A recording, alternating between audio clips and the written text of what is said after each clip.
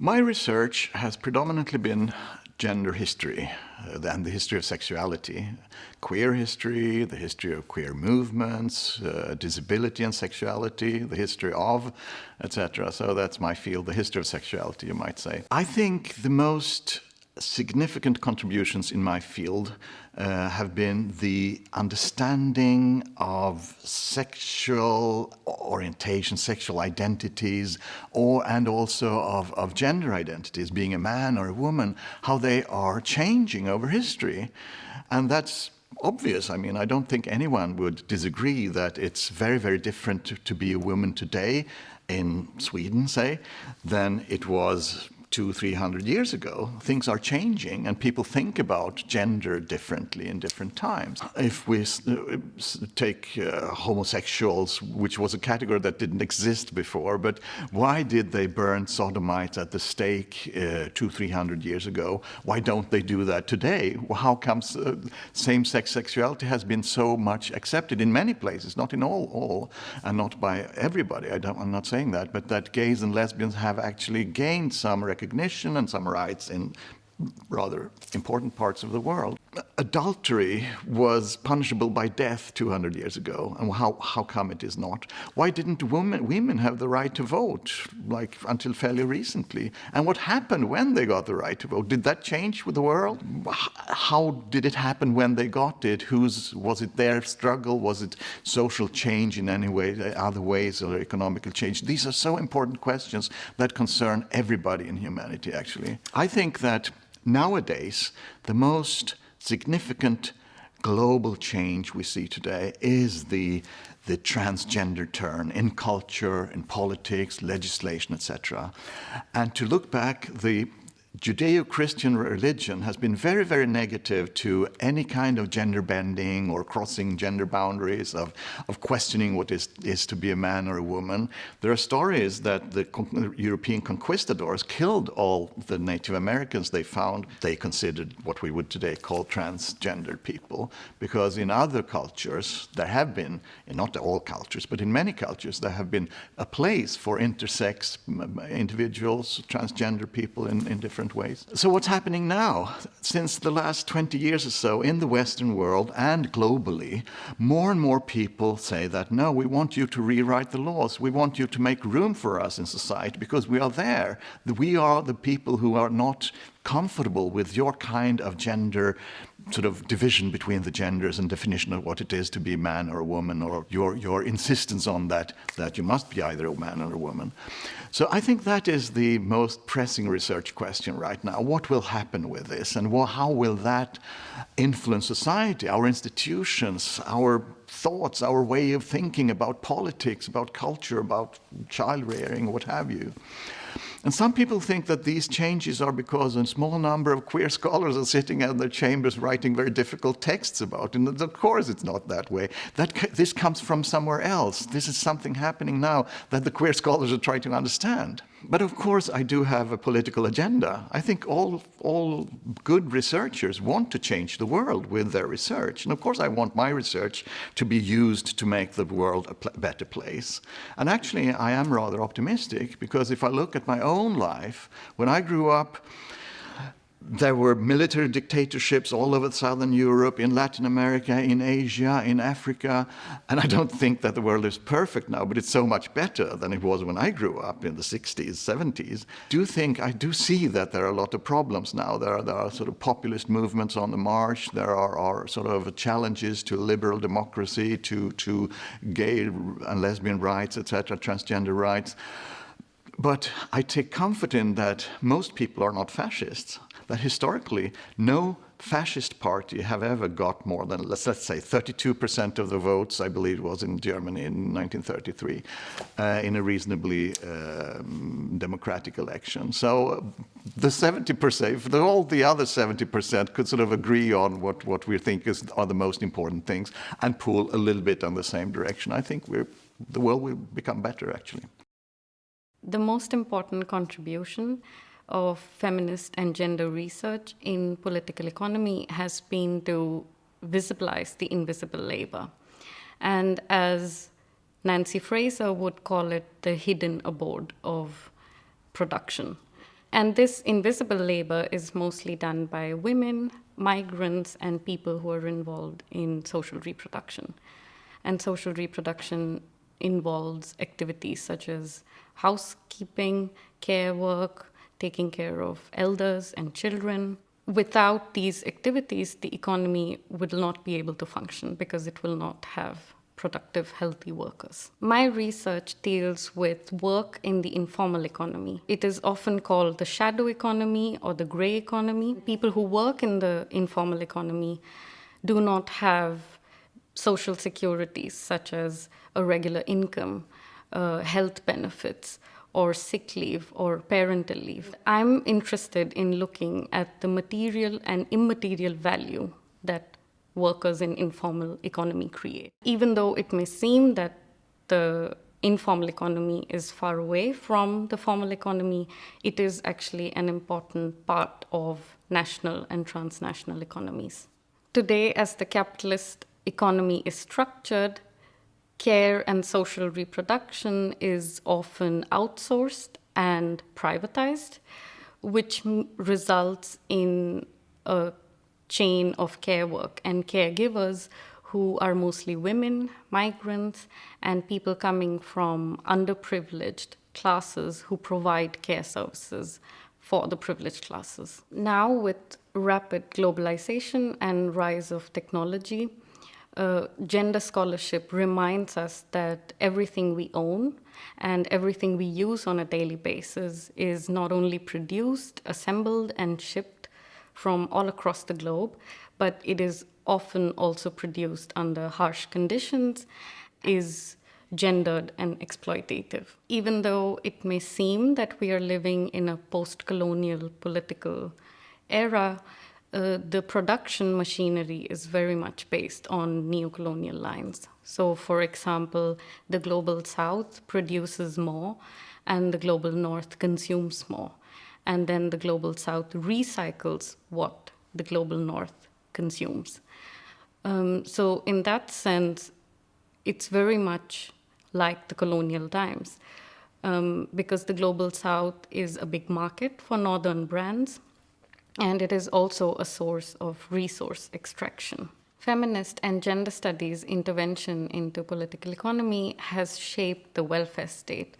Feminist struggles have been responsible for equal wages, parental leave, state-funded childcare and kindergartens, and gender studies scholars have consistently shown the limits of austerity and how it affects women and minority groups more than others. Though the capitalist economy may seem and may appear to be merit-based, more and more data shows that one's gender, sexuality, able-bodiedness, class, and caste can factor into recruitment processes, and then it also shapes the social dynamics at workplace. My research revolves around the issue of family life and intimate relations, with a particular focus on China.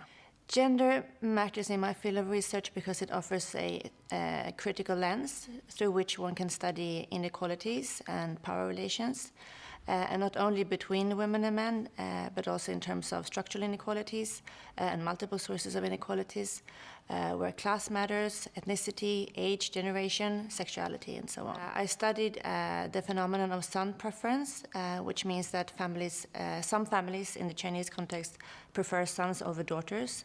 And while studying that, it became very obvious to me that to look at that as a gender issue is not enough, but it's absolutely necessary to also include a generational perspective and see how generation, gender, and class interact with one another and continue to reinforcing and reproducing this institution of son preference. However, when understanding and explaining some preference, it's not enough to only look at it from an individual or family level perspective, but one also has to look at it from a structural perspective. So it's important to look at how policies, for example, influence the family and the decisions that family makes. And in the Chinese context, of course, the one-child policy has been very important. But it's also important to look at how, for example, the labor market is structured and which social policies and pension policies are available. Because at the end of the day, all these things will impact how the family is organized, both socially and economically. Well, one of the most important contributions that gender studies have made to my field of research is to put feminist theory in dialogue with demographic studies, which is sort of bordering family sociology and my research interest. And scholars like Susan Greenhalgh and Nancy E. Riley have called for demographers and family sociologists to go beyond feminist empiricism, which is very important in itself. It implies that you add, you disaggregate data by sex, for example, or you add women as a category to your research, and that's very important in itself. But we need to move beyond that and think of how do the models and the measures and the categories that we work with, what power relations are embedded in them. How are we maybe concealing some power relations and maybe even contributing to preserving some inequalities by sticking to the status quo. So as feminist scholars, we need to constantly question and reflect and think about how we as researchers and our research and our concepts can contribute in nuancing and analyzing the world in more critical ways. So the importance of being critical and scrutinize the underlying assumptions in our research has been that insight has been particularly useful when I've studied the so-called marriage squeeze in the Chinese context. And marriage squeeze is a demographic term that denotes the numeric imbalance between women and men. So if there are more men than women, for example, we have a male marriage squeeze, because allegedly there will be too few women for men to marry.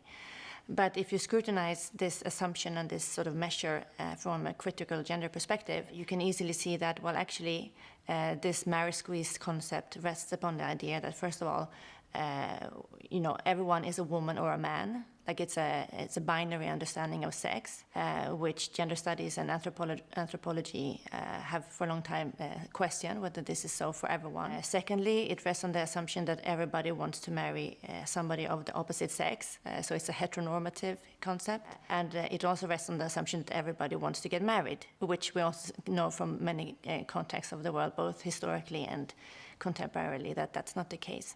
So there are these sort of underlying assumptions that are not as stable as we like to think. And fourthly, and also maybe most interestingly from a sociological point of view, whether or not we have numeric imbalances between women and men is not enough to create a marriage squeeze, actually. And this is the case under two scenarios or two conditions which China currently is facing. And one of them is that a sort of a culture or a pattern or a norm that marriages should be formed between a woman and a man where the man hold higher socioeconomic status. This is what we call hypergamy.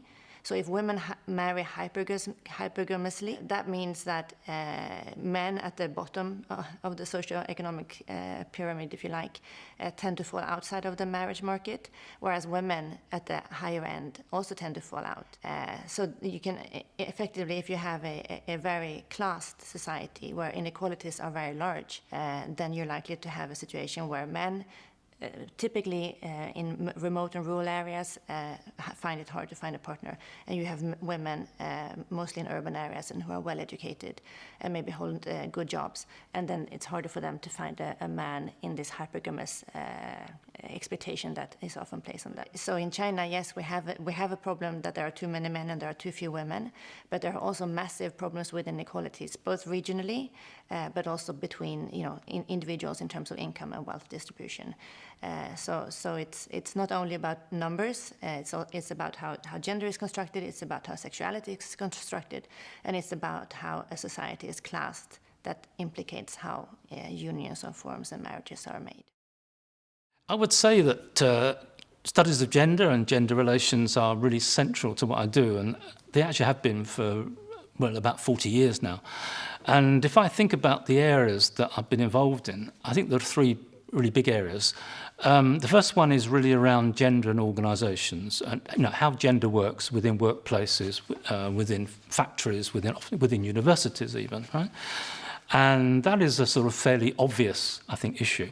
And within that, we've focused particularly on sexuality, actually, which has been, I still think, neglected. And that includes sexual harassment, obviously, but not only sexual harassment, because there are many other aspects of what you might call sexual processes or dynamics that go on within organisations and workplaces, in management, in advertising, and so on and so forth. The second area is what I would label critical studies on men and masculinities, and this is much broader in some ways. In one sense, you could say it applies or is relevant for everything, from really very obvious everyday issues about what it means to be a boy or a good boy or a real man or not a real man, through to very big questions, especially in universities, about what counts as knowledge, for instance, where knowledge comes from, the history of knowledge, the history of academia, the history of the classics, is a lot to do with men and masculinities. The third area is violence, and that also actually follows on. And I've been thinking a long time, it's very hard to study men and masculinities without actually studying violence in some way. And within that, I would say the initial focus was very much on violence against women and children, interpersonal violence. But as time has gone on, as I got older, I've become more interested in other kinds of violence. And if I take that last area of violence, one of the things that's become a really important question in the last 20 years or a bit more perhaps, is looking at the implications of, let's call it ICTs, information and communication technologies, online violence, cyber abuse, online stalking, these kind of things. So, for example, I've done a book recently with a colleague, Matthew Hall, on revenge pornography. It's a really bad term, revenge pornography, for various reasons. It should be called something like sharing sexual texts and images online without consent, but it's the term that's used popularly. So that's been a change in that direction towards looking at online phenomena, online violence and sexual violence.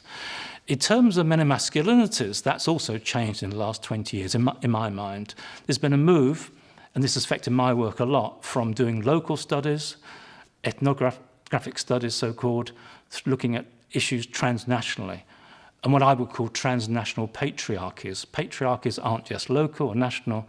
They operate, across Europe, in big business, in international politics, in the university world. And then the third area, which I mentioned around gender and sexuality and organisations, that also has developed and changed over the last, say, 20 years or so, in terms of my research. I mean, it's always been there, which is in terms of looking much more closely at gender in relation to age.